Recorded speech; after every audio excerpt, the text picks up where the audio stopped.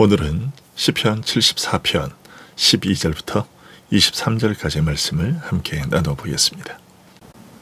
오늘 본문에 앞선 74편 1절부터 11절까지의 말씀을 통해 하나님 어찌하여 우리를 영원히 버리시나이까? 어찌하여 주의 손을 품속에 거두고 계십니까? 하고 울부짖는 믿음의 탄식을 우리는 보았습니다. 눈에 보이는 것은 짓밟힌 성소, 불타버린 예배의 자리, 하나님의 이름이 능욕당하는 현실뿐이었습니다. 그래서 시인은 마치 하나님이 자기 백성을 버리신 것 같고 손을 거두신 것처럼 느끼며 눈물로 기도했습니다. 그런데 오늘 우리가 이어서 보게 될 12절부터는 그 탄식이 전혀 다른 방향으로 움직이기 시작합니다. 현실은 그대로인데 시인의 시선이 바뀝니다. 가장 중요한 전환점이 12절인데요. 하나님은 예로부터 나의 왕이시라.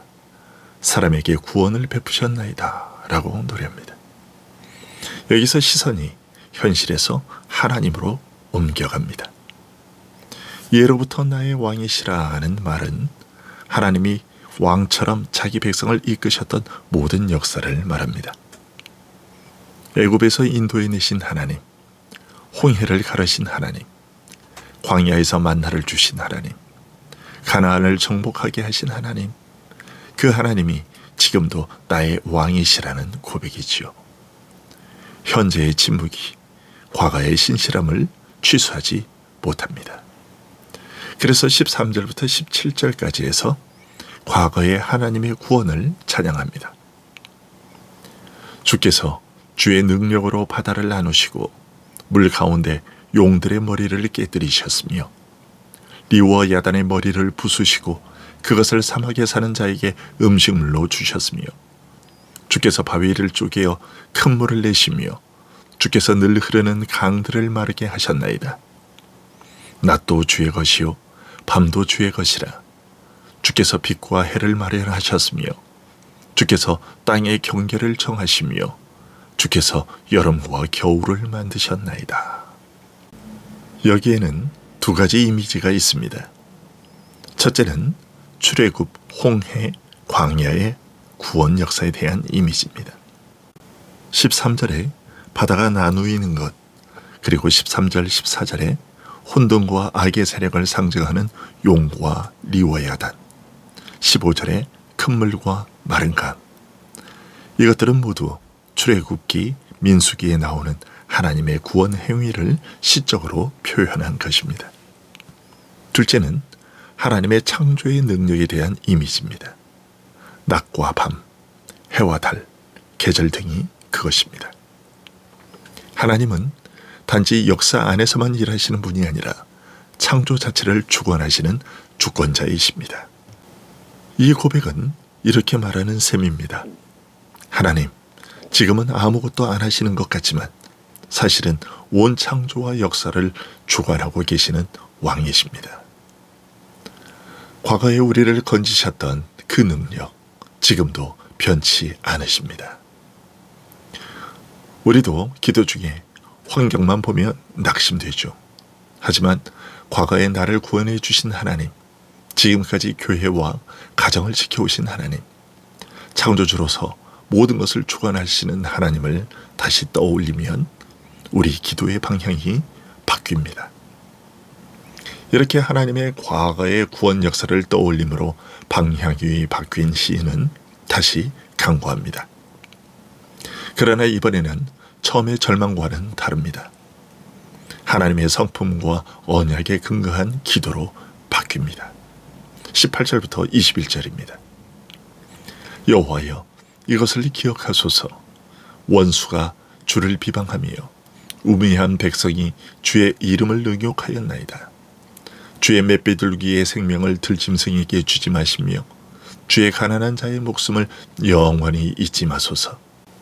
그 언약을 눈여겨보소서. 무릇 땅의 어두운 곳에 포악한 자의 처소가 가득하나이다. 학대받은 자가 부끄러이 돌아가게 하지 마시고 가난한 자와 궁핍한 자가 주의 이름을 찬송하게 하소서. 여기서 기도의 초점은 내가 힘들다에서 주의 이름이 능욕당한다로 옮겨갑니다.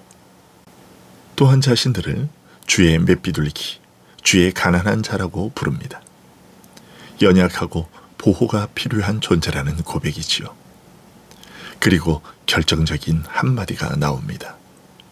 언약을 눈여겨보소서. 하나님, 우리가 믿을 수 있는 것은 우리가 괜찮아서가 아니라 주께서 우리와 언약을 맺으셨기 때문입니다. 라는 것이죠.